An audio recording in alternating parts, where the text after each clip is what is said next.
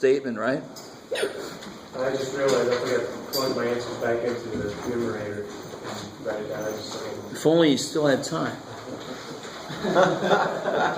Thank you. Sure. I mean, the most important thing about those partial fraction problems is the beginning. I mean, obviously, if you get it set up correctly, you got to do the problem right. But if you don't have it set up correctly, it ain't never going to work. I don't care what. So something that tripped people up the last time was we had on that problem, specifically we had like something like this on the bottom.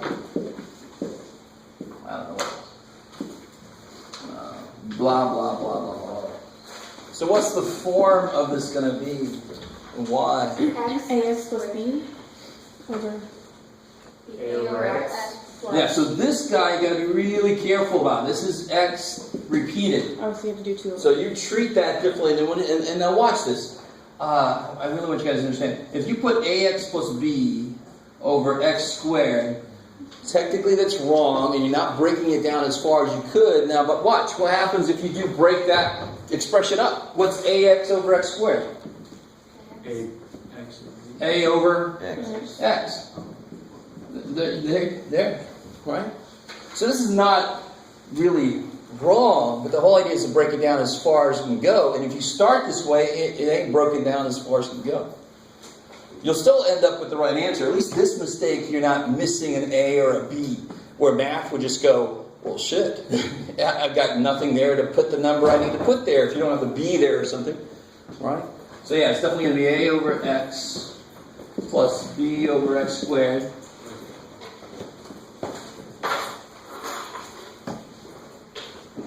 And then, of course, how's that last piece treated? CX plus B. Take x. So it truly is second degree expression, right? It's not just a repeated something. So it needs its cx plus b. And then you can go from there.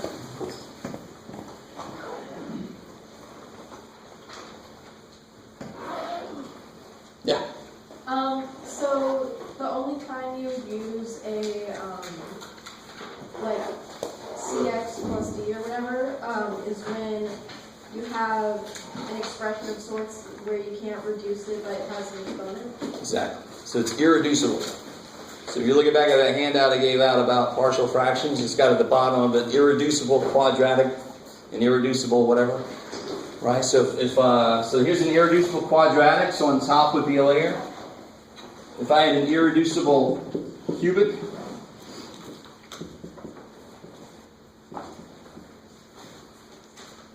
then what would go on top? Ax squared plus bx plus c, the most general degree 2 term you can put up there, right? Expression. Cool. Yeah. How do you do horizontal and vertical asymptotes for number 7? Does anybody need the answer key, by the way? Anybody else need the answer key for the practice file? Don't get too excited. Yes, Jeff, I would like an answer key for the file. Wouldn't you all? So number, which one, sorry? 7. So, somebody remind me, what are the 3 situations for horizontal asymptotes? Denominator bigger, numerator bigger. Yeah, so one case would be the denominator is bigger, in which case the horizontal asymptote, which is a line, will be y equals 0, kick ass. Because if the bottom's got a bigger power, it's going to infinity faster. Mm-hmm. So then this whole thing is going to go to 0. Another way to remember behind this is always the real work you can show, which is divide by the highest power I see. If I divide everything by x cubed, believe it or not, that's what that number is. What do I get? Now here I get 1 minus 4 over x cubed. Here I get, what's x squared divided by x cubed? X. 1 over x plus 1 over x squared. So if I let x get really, really big, if I let x go to infinity, 1 over x is going to 0. So the whole top is going to 0, and the bottom is going to 1. So this goes to 0 and 1, which is 0. That's why the horizontal asymptote is 0. When you get to calculus, if you are going to calculus, the whole idea with calculus is, at first, how quickly or slowly any function is moving. So you can find the slope of any function. And since the idea here is the rate at which they're going to infinity, which one's going there faster, you can actually use calculus to attack this kind of expression, especially when you start putting, this works beautifully for polynomials, because you can tell who's got a higher degree, right? What if I start throwing in there natural logs, or 2 to the x or something? That's calculus, you can attack that. So you use calculus to figure out which one's going faster, and then you know what situation you're in. If the bottom's going faster, it goes to 0. Because the bottom grows quicker than the top does, it just makes the whole thing get dampened down to 0. If they're going the same rate, don't pick 3, Jay. You can't make a 3. You can barely make a 5. There you go. The leading coefficients. Yeah, so if they're going at the same exact rate, they kind of cancel each other out at the same rate. So this becomes exactly what it would be if I canceled it out. It would be 1/2. So this horizontal asymptote would be y equals 1/2. Cool. If they're going the same rate, then they should kind of always reduce each other down, and it will be exactly the ratio of the coefficients. You could do it that way we just did over there too. And of course, you'd be left with a 1/2 with a bunch of other stuff going to 0. Just the same way we did over there. And then of course the last case, what does this lead to? Horizontal. Now horizontal. Long division. The angle. Yeah, so there's no ha, because it goes to infinity, right? But there will be a slant. And that's where you have to do what? Long divide. Long divide, cool. Whatever that whole part is in a long division is going to be your guide to infinity. That's how it's moving to infinity. So if I long divide this, I'm going to end up with x minus 1 plus x over x squared, blah, blah, blah. This is how it's going to infinity. It eventually has to line up with that line. I like it.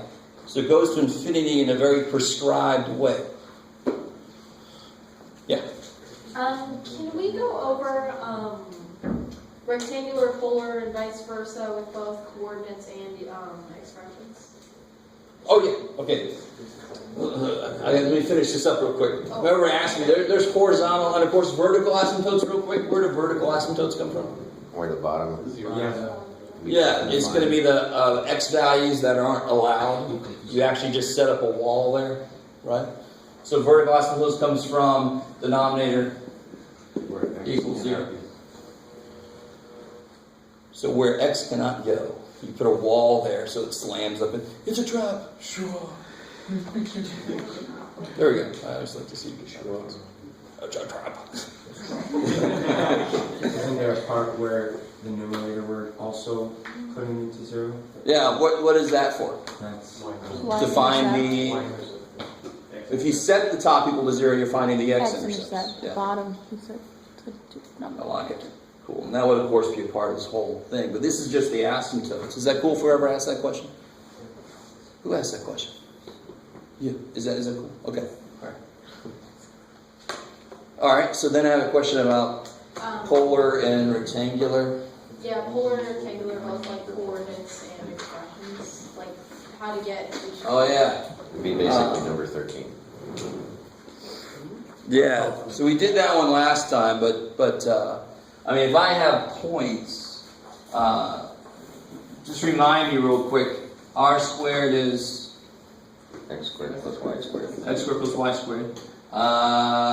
Tangent theta, y over x, gives the same old from the beginning that I taught you. So control you should free there, but hey, all right. What about the other way? X and y, this is easy, right? R sine theta. R sine theta for y. R cosine theta. R cosine theta, R cosine. And of course, learning that cosine likes x will help you with something like this. I know I keep pushing that point, but I really want Sokoto to go away. I'll be right. So this is what you use for both changing equations from one form to the other and changing points from one form to the other. So if I give you in polar, what you got, Jeff? -5, 3 pi over 4. Become a pi. Yummy. How do you change that back to rectangular? Make it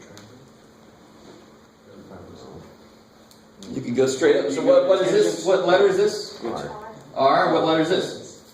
And I want you to take it to rectangular. So I want to know what x is and what y is. So don't make this more than it is. It's very straightforward, right? In fact, let polar to rectangular be easy, truly easy, not just relatively easy, but easy. Because you just got to plug and chug. What's x in terms of r and theta? -5 cosine. Yeah, r cosine theta. So -5 cosine of 3 pi over 4. What's cosine of 3 pi over 4? Negative rad 2 over 2. Kick ass. So this will be negative rad 2 over 2 times -5 is 10 rad 2 over 2, which is 5 rad 2. Craziness.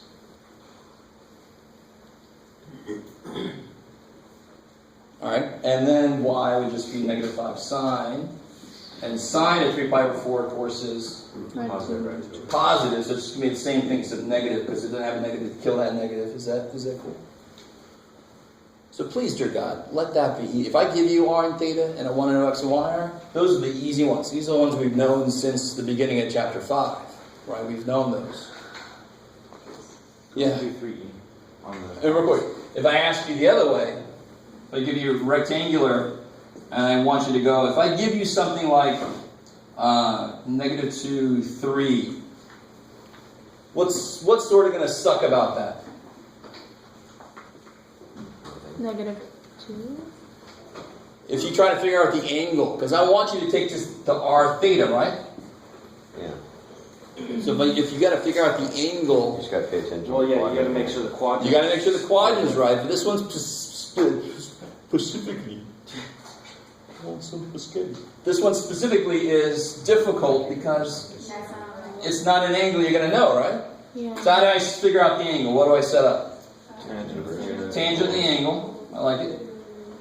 3 over -2. 3 over -2. And then real quick, which quadrant am I in? You're in 2. Yeah. So I'm there in quadrant 2. Right. That's why I always ask you to graph it first, because it will help you with later work. I know I'm in quadrant 2. Ready, you are? Okay. So here the angle is the inverse tangent of -3/2, right? What's up? Yes. Yeah, it says it's 3 pi over 4, and then you go negative. Yeah, that's not 3 pi. That's, I'm saying, because the polar one isn't in the second quadrant, so how does that one go? What happens? Oh, these are two separate problems, right? Is that cool? see that. I'm sorry. Yeah, I'm not trying to go from this backwards. Yeah. Otherwise, I would have started with these. Yeah. This is a totally different problem. Okay, that makes Yeah. more sense. Now, here's the evil part about this, and this is probably why I wouldn't give this to you. Right. I would probably at least let you give me an approximate answer to this. But then what you have to realize is you're not going to be in the right quadrant, right? So somebody help me out. What's the approximate answer to this in radius?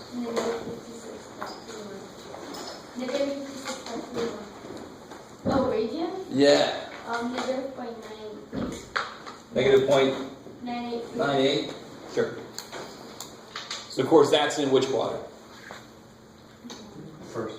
4 Fourth, because it's negative. How do you get it into this second quadrant? plus something. I like that. This is true. Just add a pi to it. Add pi. Yeah, because if you're here and you want to be there, you just add pi. And really, another way to look at it is you're taking pi minus, basically adding it to this, but pi minus this to get you to the same spot in the second quadrant. Does that kind of make sense? Yep. So then so my angle so far would be this plus pi. Right, so 2.16. Yes. Let me take this up here.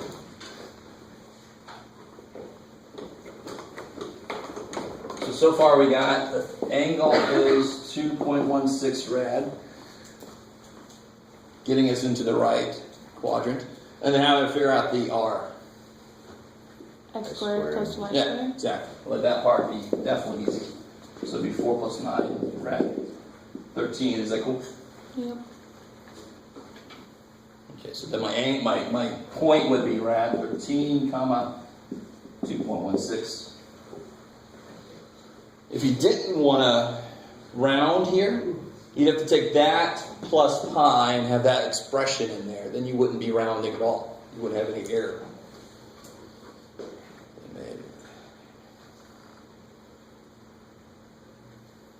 Okay, cool. So we see, Chris, were you asking? Sorry. Which one? Oh yeah. Well, yeah, like, yeah. So you know that trig identity usage is going to be sprinkled through a few of these. It's really not easy to solve this without using the appropriate trig identity. Trig identity. Weekend. Because if you try to I don't even know what you guys are trying. If you didn't realize the trig identity, if you try to factor this, it's silly because it's not equal to 0. If you try to pull it over, then do you want to factor that? Hell no, right? There are a couple ways you can go with this, though. You could replace like cosine squared with 1 minus sine squared, put that together with the other guy, and then try to solve from there. That'll work, right? But the more direct way to go is, what is cosine squared minus sine squared? Cosine 2x, yeah. Now that makes it much easier problem, right? So the trick here is you don't divide by 2 now. You can't. The 2 is stuck inside the cosine. You have to first find out what 2x would be, the angle. And of course, for 1/2, what angle for cosine would give you 1/2? 60 degrees or 5 or 3? Is that cool? Mm-hmm. Or?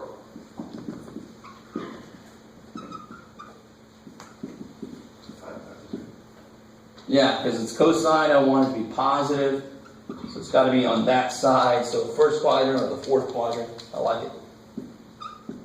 And your last thing you do is you just Divide by 2. divide by 2. Kick ass. So especially on solving equations, but you always just kind of keep an eye out for the uses of an identity to make something easier. If you're going into calculus, almost any time you see a trig problem, you first look for identities, right? Just to try to simplify things or make it possible. So here you just divide by 2, so you get pi over 6 plus pi k over 3 over, you could do it, Jeff, just pi k, here it is. Or x equals 5, pi over 6 plus pi k.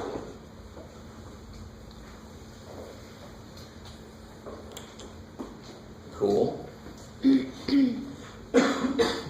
Yeah. Can we just do like a quick overview of, review, of comic sections? Okay. Why did you go 5 pi over 6? Do it again. Because you divide by 2. Yeah, there's Oh, yeah, okay, yeah, got supposed to it. be positive, it's going to be over there. Yeah, cool. You could do, of course, negative pi over 3 here. It'd be the same thing.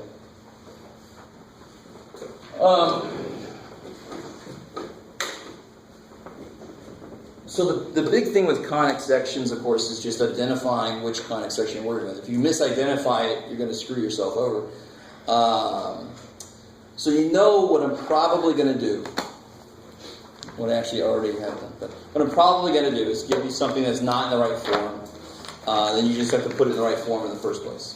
So the thing to be careful about is stuff like... oh, you can do it, Jeff. Can you do it? I believe it. I don't. Thanks for your honesty. Vector rules.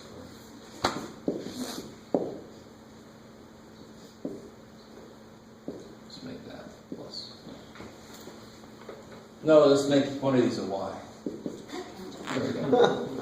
Otherwise, that would be really awesome.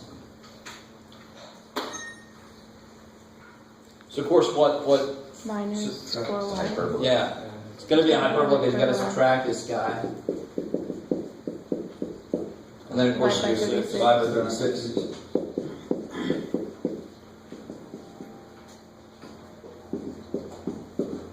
So here you get 4. 4, Nine. 9. Okay, so that's a relatively easy one. You That's should, pretty. of course, you have to be ready for if I give you something with you got a fraction on the bottom, right? But for this guy right here, it's a hyperbola. Is it going to be sitting on the x-axis or is it going to be sitting on the y-axis? The y-axis. It's hard to do. It's like, So How do you tell me? It's sitting on the Huh? X. It's sitting on the X. yeah, so it's going to look like this somehow, right? Cool. Yeah, and I'm hoping I've teased out what makes it look so difficult is when a book has to put it in general form. So they have to pick some specific way to address these things. When really what's really important is what's with the X tells you how far left and right you go. It's amazing. What's with the Y tells you how far up and down you go. It's amazing. But in the book they had to call it A and B, so they had to make all this seemingly important decisions that are really not important at all. Right? Whichever one you call A and B, who cares? Yeah. Just want to double check, how do you know that it's, whether it's on the x-axis or y-axis? Oh, which one here is positive? Okay. Yeah, and be really careful. Make sure you got a 1 there, not a negative 1. That's cool. It is a little evil, right? But normally I wouldn't start there, but people kind of get themselves there and they don't realize that. You're not going to lose a ton of points for that. So this one's not too bad, all right? Is that cool? You just go, how far on the X would you go? 2. And on the Y, 3. You make your little box. So, and you can get your asymptotes. Hopefully yours would look better than that. And then you just put it on there. How do you get the focus? C equals 9 plus 4 squared. Oh, yeah. Not squared. Big ass. It's just, these are already Those are squares, already right? So you're right. Yes. Yeah. I don't know why I have a question, but I do. So what is the question? It's, That sounds- no, I'm Jeff, having go one through of those everything moments- you can imagine for me, and I'll tell you when you hit. It's just one of those moments where it's like, you explained it, but I'm still sort of about it. Can you identify what region? So you're cool with putting it into the right form, right? Yeah, I understand getting into the right form, it's just that, so I assume like the parameter that you made in the graph, is a result of like the square root of the denominator? Oh, yeah, how far you move for both ellipses and hyperbola are based on the square root of this, because this is a squared and b squared. So the actual, how distance I go is the square root of each of these. Same thing for an ellipse, exactly the same thing. Okay. Yeah, so this is a squared if you want to call it something, that's b squared if you want to call it something. So, and then the focus is, In this case, since that's a minus, the focus equation is going to have a plus. oh, okay. Yeah, Alright, I that's the way I remember it. I think I get it. Kick ass. So whatever numbers are here, you have to square root them before you make the image, before you make your box. But dear God, don't square them again when you make your focus, that kind of thing, right? Can you do one where it's shifted from 0? Sure.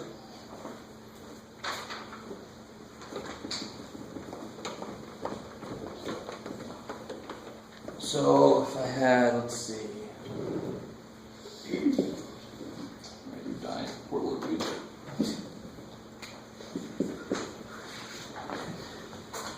X plus 6x.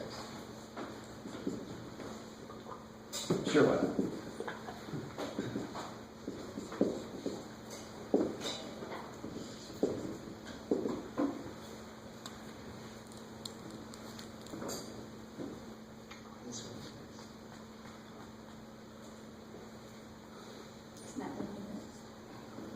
Let's see what happens here. What's what you're saying? Let's see. So what do you have to do? Complete the square for the Complete the square, so this is not too bad, right? So here you're gonna add what? Add 9, so on the other side I better Yeah, add 9. Let me rewrite this again. X squared plus 6x plus 9. What do you have to do here? Take 4 out. Yeah, take the 4 out. Y squared minus 2y plus 1. So you really just, Times 4 plus 4. you added 4, so the other side you gotta add 4. Cool. Alright, so that part, is that decent? Alright, so there is a purpose for completing the square, incredibly enough. So here you use factors as X plus 3. x was 3 squared plus 4 times Y minus 2. y minus 1. So it's always that first step. Half of negative 2 is negative 1, and half of 6 is 3. That tells you how to factors equals 16. Yay, Jeff. And then divide by 16. So that's 4 there. Alright, so that's 1. So of course, what shape is this going to be? Ellipse. Ellipse. Yeah, where's the center going to be? You know, the center. Negative 3, 1. Yeah, so I want to go back here. So negative 3, 1. That's the center, so you just put an open circle there because it's not really. And then you just start moving from there. So the very first thing is you plot your center, and then you just start moving from there. So in the x direction, left and right, how far am I going to go? 4. So 1, 2, 3, 4. 1, 2, 3, 4. And the y direction, 2. So 1, 2, 1, 2. Cool. And then you connect the dots. So if it was a hyperbola, If it was hyperbola, you'd make a box. well, I mean, but then how would you? And Make the if this is a equation minus, that always looks like this. It's just been shifted. So it's easy when it's on the axis. I can say it sits on the x-axis, but you just got to take your x-axis with you in your center. So if that was a minus, that positive would be the x. It would be this. If that was this way, it would be this. The y is positive, it's going to open up and down. If the x piece is positive, it's going to open left and right. Kick ass, yeah. How do you factor when it doesn't reduce so nicely? Like, Then you just approximate it. So if I would have done the wrong thing here, this came out to be 15, right? Well, that would be really, really. Go back and check the word. Yeah, and hope the guy Jeff didn't do it to me. But you never know. You know Jeff. What the hell, man. He always gets you guys somehow. So then it would have been this. Is that cool? That would have been a 15? Mm-hmm. Now what sucks here? You have a fraction. Yeah, don't forget this guy. Don't say that they're both 15, so it's really a circle. No, it's not a circle. There's a 4 there. So, of course, you got to make that, yeah. So then a squared is 15 and b squared is 15 over 4. Then you just approximate. Take a square root, and you just approximate what that is. You go out approximately that much. Is that cool? Yes? So the focus of that is, Good. It would be like in form of c squared equals a squared minus b squared. Yeah, good. And all you got to do is make sure, you don't care what a is, you just make sure you do the bigger one first, so you don't cut imaginary foci. Right? So it'll be 12 here. Is that cool? So then C would be Plus 1 square total, 2 rad 3. 2 and 3. 2 rad 3. And again, this is not a location, this is a distance you go from the center. So A, B, and C, they're all distances you travel from the center. So, would it, You can put that in decimal lines. I can? All right. Can you? I guess. Yes, you can. If you want to graph it, you pretty much have to. I can't plot 2 rad 3 very That's the easily. foci, right? That's the foci. so if we're writing that into the parentheses of the foci for x and y, would it just be negative 3 plus? Oh yeah, so yeah, exactly. So it'd be -3 minus 2 rad 3, comma 0, -3 plus 2 rad 3, comma 0. Yeah. Now you just have to go that much, and it's got to be along the major axis. So if it was longer this way, then it would have been. Go ahead and put 0 there. It's fine. So it'd be 1. Then it would have been -3 comma 1 plus 2 rad 3. And you add it to the appropriate letter depending on which one's your major axis. That's where the foci sit. Yeah. This one's sort of like a theoretical question, but So it's not actually just a question. quickly, how come on the first one we did with the hyperbola there was only like it wasn't plus or minus on the focus, or was that just like whatever? Oh, did we do the focus on that one? Yeah, We we did, but we did. did. I didn't go all the way through it. Yeah, it'd have to be plus or minus. Okay. Yeah, yeah. So how come? But again, it's just the distance you go out. When the center's been shifted, it's kind of a good idea to put plus or minus, so then you know you're going to add it and subtract it from whatever. But if it's at 0, then I only have to go that far out in both directions, right? So It's sort of like I don't say A is plus or minus 4. I just know to go 4 out, right? yeah, but like in theory, how can you have like multiple like focus areas? Because when I think of like a focus, I think of like one point. Because what's an ellipse's basic definition? X squared. That there are these 2 points, That are right? That I have these 2 points, wherever, here and here. And they have a string on them. Yeah, and in one way, you get the string on them, so the distances have to add up to be the same thing forever. And so that's why we call these foci, because together they create this shape. Okay. And when I have a single focus, that of course would be a circle. Yeah. Alright. So double foci is what makes an ellipse, and that's why it's longer in one direction than the other, because that's where the foci kind of sit. What about They control the action. in like a hyperbola? Would that just be sort of where like it would be there? Yeah, so remember that hyperbola works the same way as a parabola, and we got our good old dude with the bowling ball thing again, or the cannonball. The closer it is, the more it's going to go, ah! So if it's really fat, that means it's kind of far away. If I brought that in, it'd get really skinny. Oh. That's the effect the focus has on the shape. Okay. Yeah. I got you. Same thing with parabola. Yeah.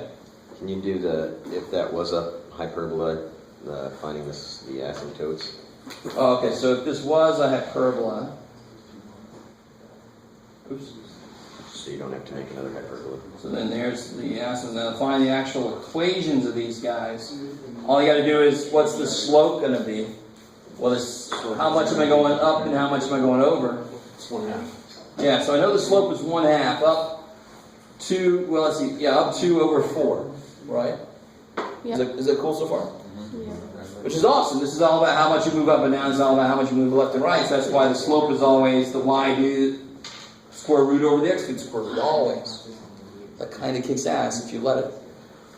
And then you just gotta figure out how, well, it would normally be this, but how much have I been shifted? I've been shifted Plus, Plus minus. 3. Minus- back 3 No, wait, And up 1. and up 1. plus 3, right? Back 3 is plus, yeah. Thank you. And up 1. So let's see, is that the right formula? Plus 3. Because it's back. Because it's back 3. When it's with the variable, It's shifted 3. when it's with the letter, you No, I put it. understand it Okay. in there. I just. Got it. Yeah. How did you get that this one was 1/2? Did you just sort of look at the graph? Or? Yeah, I go up this much, square root, right? So 2 is the guy that's with y, 4 is the guy that's with x. Is that cool? Oh, okay. So it's always up this guy, over this guy. There you go. So that's why, if you call this one b and you call this one a, it's going to be b over a. And then for the opposite, it would just be negative. Yeah, for the opposite of, well, then the opposite one, you do the same thing. It won't be just negative. Can't you just put it as plus or minus? That equation? Not quite, because it's going to be this. And see, those are not going to be the same, are they? No. Because when you distribute, it's not negative the whole thing, right?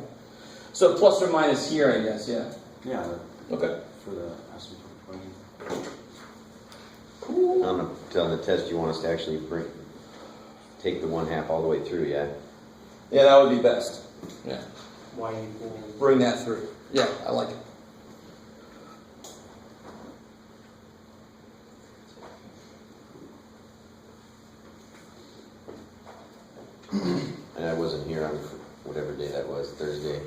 But can you do the, did you do the elevation of the kite in class?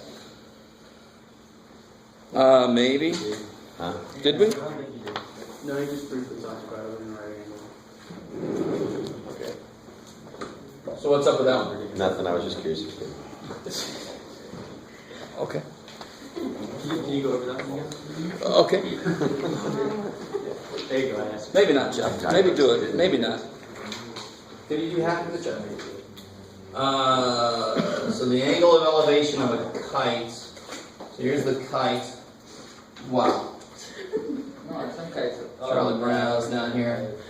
Kite eating trees waiting. Where does the angle go? From Right the there. ground to the kite. Yeah, so this is the angle of elevation. You go from horizontal up. So that'll be 54. I'm telling you, this string is taut.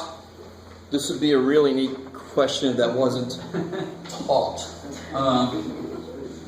But it is taut, so it's 348 feet.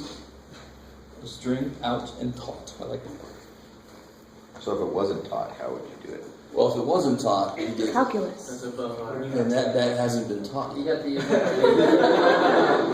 Would you like have to make a circle and find? Well, you'd have to have some idea of if it was 348, but it wasn't taut, then you'd have to have some idea of the shape it makes. The way you Or define how the far? slope. Well, that's the problem. You have to figure out. I got to figure out the true. So if it was not tight, I have to figure out. I have to know some way to find that straight distance. I know this curved distance. So that's why I like whoever said calculus. You start thinking, well, if I could do something if it was straight, calculus can normally do that same thing if it's curved. Because calculus extends a lot of our ideas from straight. It says, well, everything works sort of the same way. It just looks a little uglier. So yeah, let's not go there. It won't even be a bonus question because that would be remarkably evil of me. Here's a question nobody can get. Have fun. And now I want to know the height of this kite. There's a poem in there about being taught and the height of the kite. But so yeah, I want to know this value is there. So what do I set up? What trig function relates all that? Sine. Yeah, sine does. Cool. Sine 54. Equals H over 348. 348. And think about it this way: y equals r cosine, r sine theta, right? I'm really hoping you guys start to realize if I know the hypotenuse, I take the trig function of this to figure out what percentage of it is lying in each direction. So if I want to know the percentage in the y direction, I would take 348 times the sine of 54. Isn't that what I get when I multiply that up? Yep. So, obviously it doesn't really matter if you start here, but it's a great thing to realize the concept behind starting here. Especially if you're going into physics at all. Yeah. Did we go over, I know we went over one of the questions, number 8. Can we go over 8E if we have? Let's do C as well. Yeah, B. Of course, here you just plug in the calculator. Right? Yeah. Plug in the calculator. That's it. So please, dear God, if you get a negative answer here, or if you get something more than 348, those kind of things, just step back from the problem and make sure it makes sense. It could mean you have your thing in radians instead of degrees or something like that, right? It's telling you negative, and you're like, wait a minute, no, I don't think Charlie Brown is like throwing his kite through the earth. Boom! What are you doing? The tree's not going to get my ankle. All right. Not really sure what's making that. So if I have this here, and I ask you to... Now on the actual test, I'll have to say something a little bit better than what I did for this kind of problem, but it's really just write this as a single log. So rewrite this as a single logarithm. Bring the 2 back up. Good. So the first thing is to realize that the 2 is kind of in the way. So you bring that 2 back up. And then you pull it out. It's pretty cool with what I've done so far. Yeah. When they're minus their division. Yeah, so now I have the log of something minus the log of something. That's the log of, as Randa said very confidently, the log of the quotient. And then, of course, what do I do with that x at the end there? The log of this plus the log of this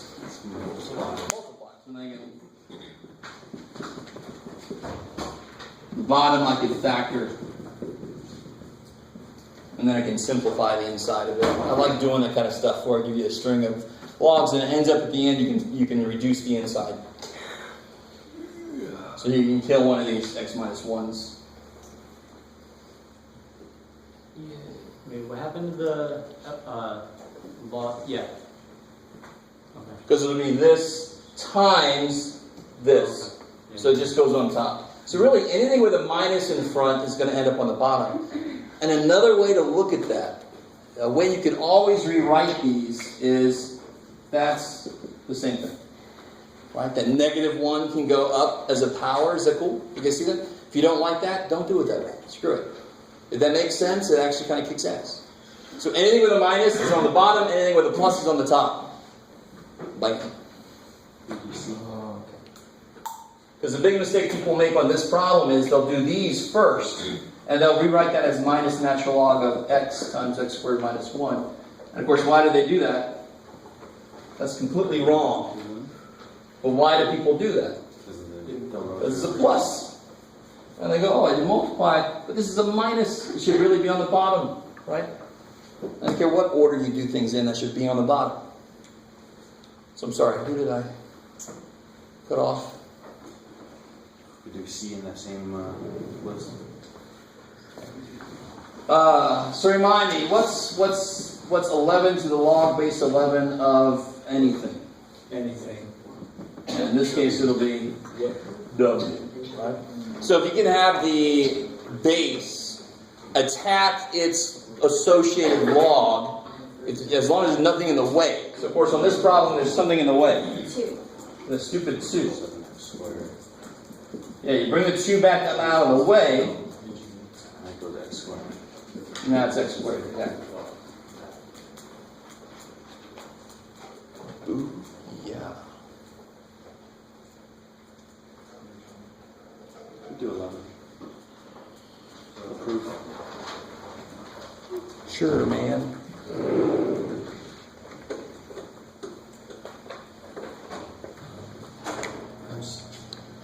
Yeah. What's up?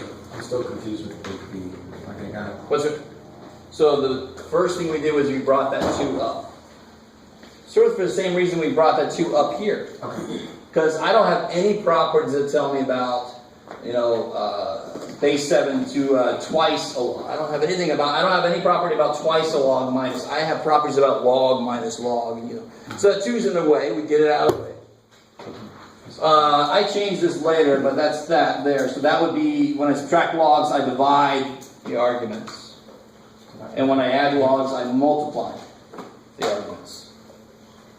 That, yeah, I was confused. So you can add, because it's add, you can multiply. Yeah, what's natural log of A plus natural log of B? Natural log of AB. So it's this times that. That's why it ends up on the top. Yeah. What section was logs, LNs, and like, what was the number of the section? Was log of what? Yeah. Like, What chapter? Yeah, I think you're right. Whoever said 4, yeah. 4 is exponential and logarithmic. While I'm thinking about it, remember what's the relation between exponential functions and logarithmic functions? They are inverses of each other. What does that mean? You should go back and remember how to do. Probably is finding inverse functions in general, right? Or graphing inverse functions. And that I think was chapter 2, maybe even, if not 3. It was 2, yeah. Section 2.7, way back when. So, I think somebody asked me about number 11. Right?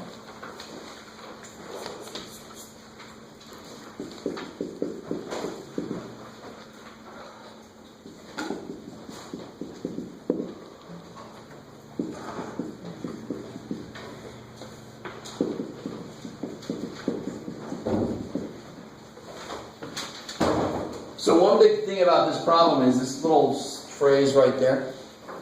People overlook that because they're always so looking for pluses, they don't even give that guy a chance. But why is that a really nice identity? Yeah, because it's 2 cosecant squared minus sine squared plus cosine squared. is 1. Again, so I get 2 cosecant squared x minus 1. Just one thing to notice real quick. What can I do with the other side? The bottom is sine squared. Good, the bottom is sine squared.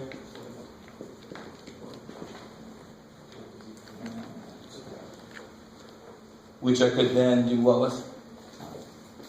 Just break up. Break it up maybe? Because I see a what come out here. Cosecant squared, so I'm getting closer to my form I want to be in, right? Plus cotangent squared. And what's what's the relationship between these two? What's the identity that we know that relates these two? Minus 1. Yeah, the basic one I know is cotangent squared plus 1 equals cosecant squared, right? But I don't want to replace cosecant squared because that's in the answer. So I want to replace it. So Dawson, I'm pleased you're going to just do what I said. Cotangent squared then must be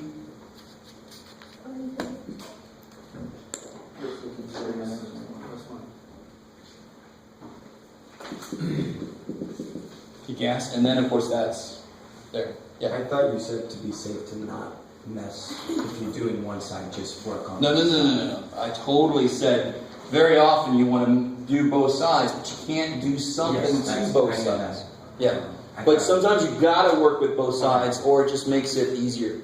If I see something really simple on both sides, I'm going to immediately do that to both sides, and then it brings them maybe one step closer, right?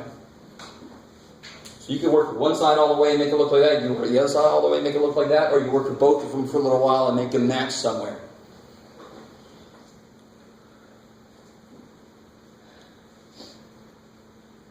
Because then what I've done is I've made a string. If I follow this all the way back, connecting this to that.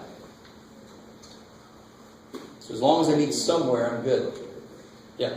Can you go over 10C and 10B? Oh, yeah.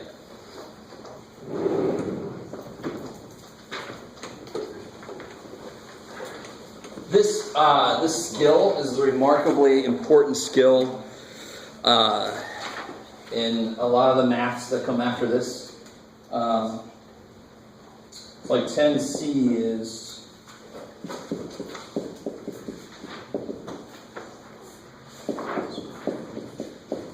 that, and how do I do that? Yeah, good. So whenever I see these inverse trig, that's very often, that's one place where triangle could help me out. Because it's the cosine of the angle that's represented by that. So let me draw a representative triangle situation that captures that. There might not be physically a triangle that exists, but I don't care, because it's a representative triangle. It doesn't need to exist anywhere. I don't need to be able to pick it up. So if I draw the representative triangle for this angle, we'll call it theta. Then what goes where? Y plus 1 is this. Y. 1 for the x. Angry bird. No, I'm never going to be able to. Every time I draw the damn thing. It's a yellow angry bird from the original one, right? The one that... Y plus 1 squared plus 1 squared. Yeah, so you get y squared plus 2y plus 2. So what's the cosine? 1 over. Yeah, 1 over blah. If you rationalize that, you end up with rad y squared plus 2y plus 2 over y squared plus 2y plus 2. Is that cool? Because you get 1 over rad, you multiply the rad, and then you get a whole thing on the bottom. Maybe. No? What's up? So real quick, do you agree? What is the cosine of this angle? Cosine 1 over the... Yeah, so can I represent like that? Is that cool for right now? Yeah. 1 over the rad crap up there, right? What's wrong with this? It needs to be... Yeah, so on the top you get rad this, Oh. and on the bottom you get that with no rad because you cancel the rad by squaring it. Yeah. totally, actually we killed the rad. So it's a radless bottom. Cool. I think I've ever heard something. Dude, you're like totally radless. She said, Seriously. She said 10D. Which one? 10D. 10D. And this is the same idea, except, you know, what do you have to do first? Let's call this one alpha, we'll call this one beta. Alright. So then what's sine alpha minus beta? Oh, that. Yes, that. Because there's not a single angle in here, is there? So there's not a single triangle you can draw. There's no way to get sine of the combination of these angles directly. I've got to use an identity to help me break it up into little pieces parts. So yeah, sine of this would be what? Sine alpha. Sine or cosine beta. Minus Sine beta. sine beta, cosine alpha. You draw this guy's little triangle, it'll help you with all the alpha questions, right? Draw this guy's little triangle, it'll help you with all the beta questions. Yeah. So for example, the alpha dude would be, where'd the 3 go? Cosine. And the 5 of course there, so this will be 4, yes. So wherever I see sine alpha, I'm going to replace it with Whatever that is. 4/5, because that's what sine alpha is, right? So that would be 4/5 times I don't know yet, minus sine beta, I don't know yet, but cosine alpha would be 3. We kind of already do that here. I don't know if you realize that says cosine alpha is 3/5. Now just do the same thing for beta. Draw its triangle, right? Is that cool? Mm-hmm.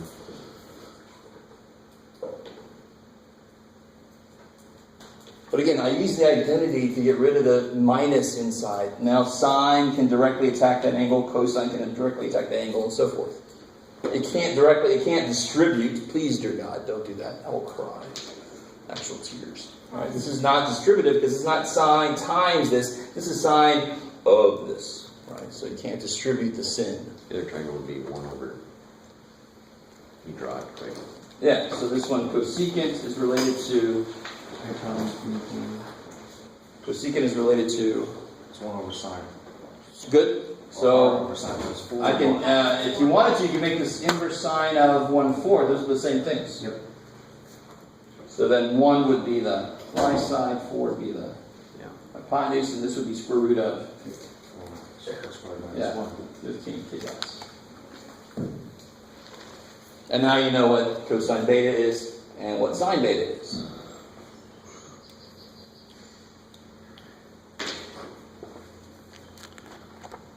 And that would be it. Like in the answer, you just bring them all together.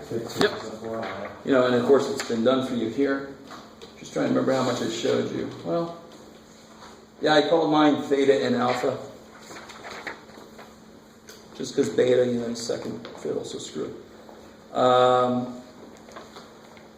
Cool.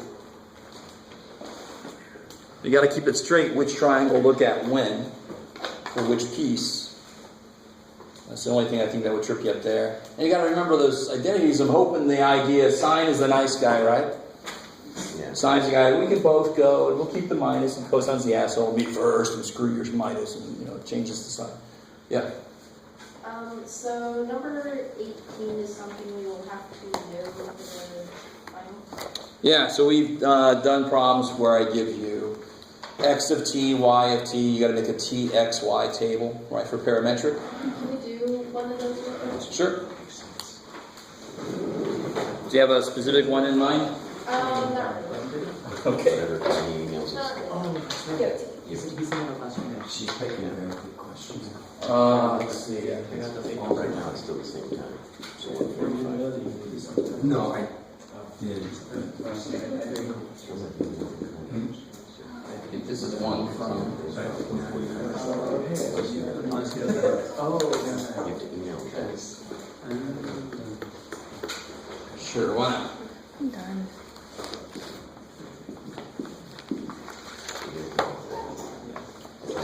So you at least throw in there -2, -1, 0, 1, 2.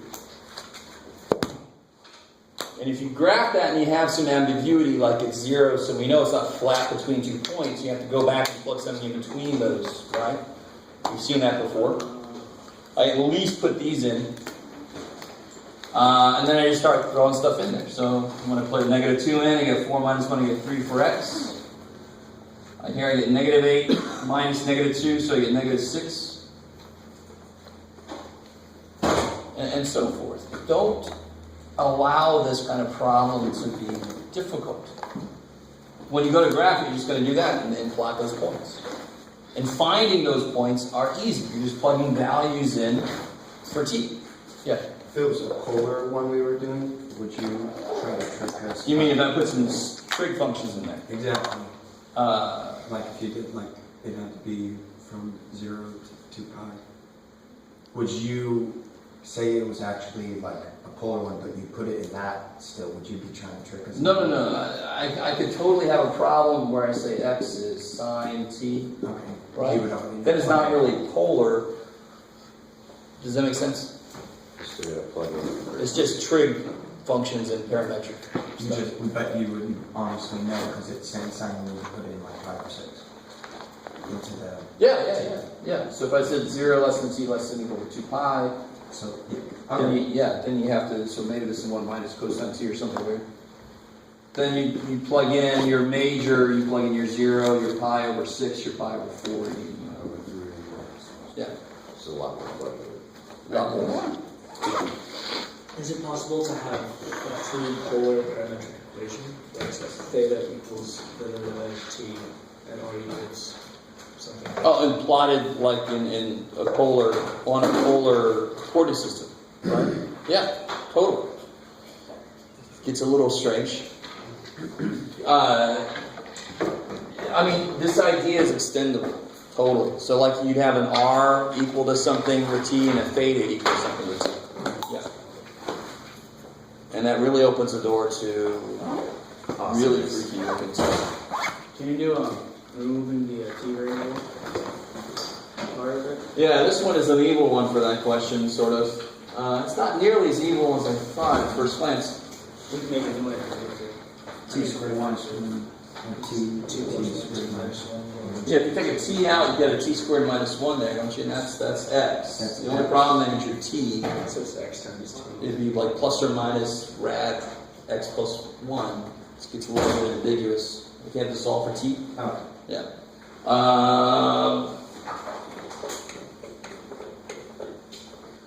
How would you do this one? Eliminate t.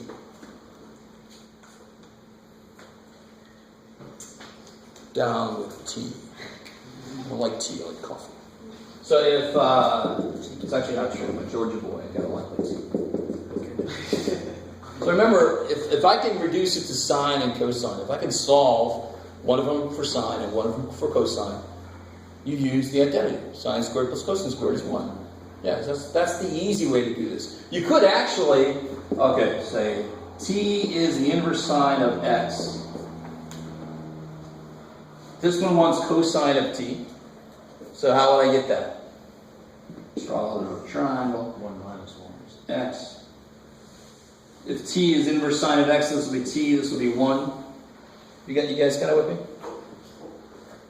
This is just like what we did earlier. If the inverse sine of x is t over 1, that means that, I'm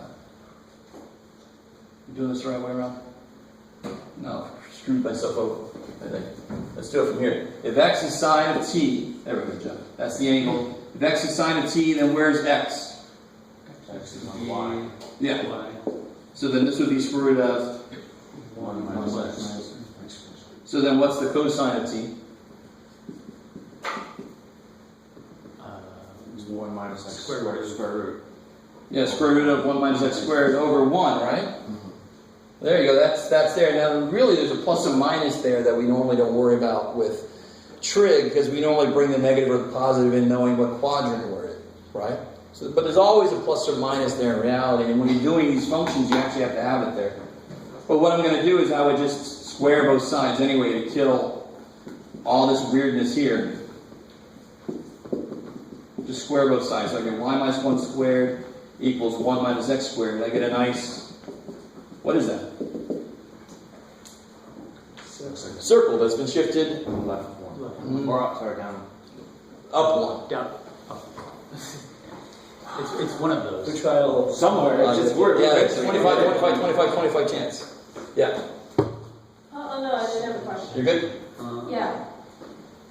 I think so. But again, real quick, sine t is x. Cosine t is 1 minus y. Sine squared plus cosine squared equals 1. Done. Right? If I can solve for sine or cosine, I can use that. Or if I can solve for tangent and secant, I can use their identity. Right? Yes. So, That one got confused. These things happen. At the end of the day, you can always solve something for t and try to put it in the other one somehow. Right? If you have trig functions, that's going to involve drawing a representative triangle. That kind of so thing. how do we eliminate numbers from that other one then? Oh, so again, this one is a little bit evil, Can you do x equals but it's kind of nice. Notice on this guy, this y is t times t squared minus 1. So y is t times x. Okay. But I can't stop there, of course. I got to get rid of all my t's. Got to eliminate it. So then t would be this plus or minus square root of 1 plus x. Right? Solving for t. So then I get y equals plus or minus rad 1 plus x times x. And normally what I do when I have a square, when I have a plus or minus, I square both sides. So I can kill the plus or minus, get rid of the ambiguity. So then I get 1 plus x, square that, it kills the square root. X squared is x squared. That's right. Y squared equals X cubed plus x x squared squared. plus x squared. Sure.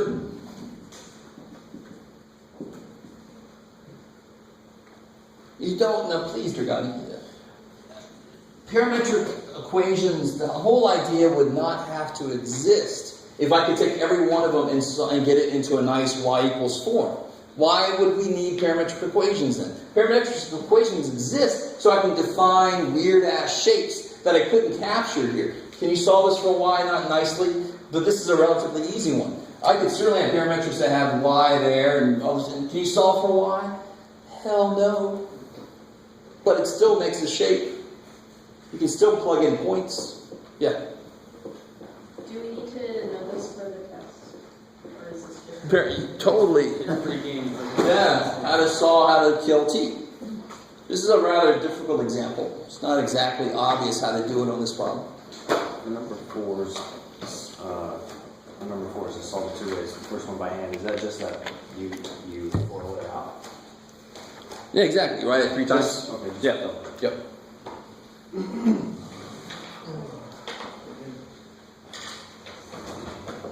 So, is there anything that, like, I know it's like whatever on the test, but is there anything that will not be on the test that we should not worry about too much that you can confirm with us? I want to make a shirt out of that one. I like that. What about The eternal thing that students want to know. What do I not have to study, dude? Please, dear God, man. It's a 6-unit course. Flip donor. You do not have to study. Well, Calculus. I just know that you, Rayna was so excited. I just know you mentioned, you're like, oh yeah, you can expect a lot of things. I'm not going to tell you exactly what you need to know, but can you tell us what we don't need to know? our last test? So, in a perfect world, the final exam would last approximately a full day because it would cover every single topic we hit. In the world we live in, thank God, it's only 2 hours. So I have to make some, decisions as to what to put on there and what not. You would have to see this class. But if I tell you what's not going to be on there, then you're going to lose some time with that idea, which might make it that less in your head. And at this point, you should kind of have a decent grasp of, a lot of the things we talked about. Right now, you just focus on the stuff you don't feel as good about. What about, last test we skipped graphing hyperbolas, because in class we were actually taught, you told us one thing and then we talked about the opposite. Oh, parabolas That was for with the focal diameter, yeah. Right? So you can totally be there now. Now we got it all cleared up. Because that Yep. might be still good. Let's do it. Exactly.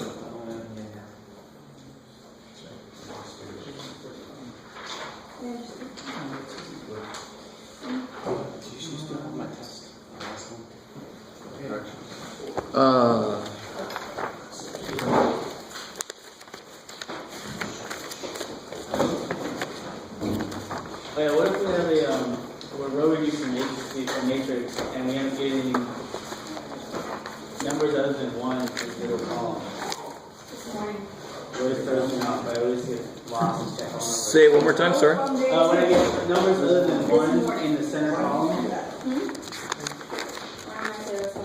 Numbers other than 1. like, Oh! yeah, Oh. and then I tried doing, I have the 1 in the Two things to realize about matrices.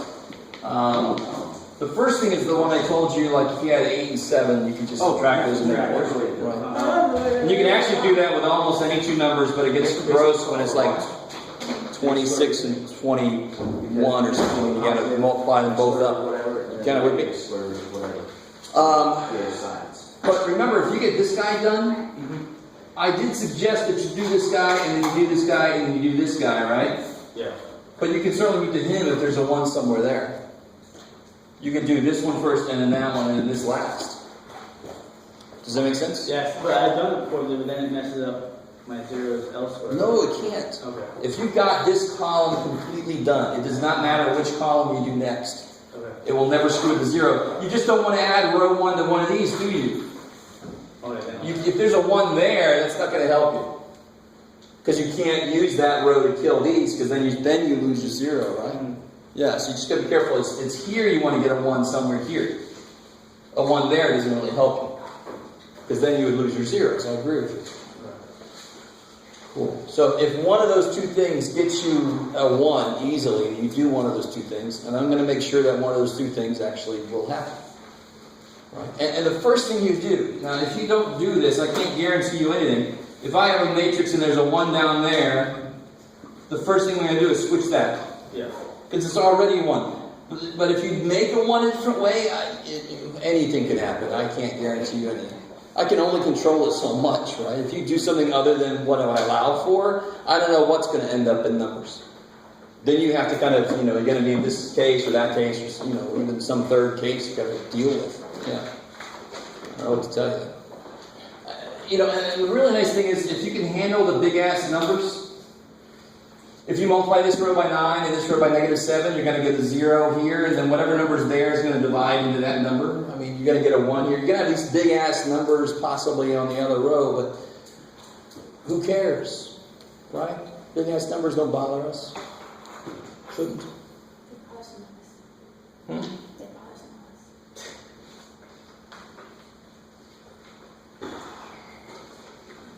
All right. It's not bad. So don't forget, I'm actually in the office tomorrow morning at 8:30. And this afternoon, I'm going to be in there probably about 1:30, if I'm not in there before that. 9:25, right? Huh? 9:25? The test, 9:25? Yes, 9:25. So,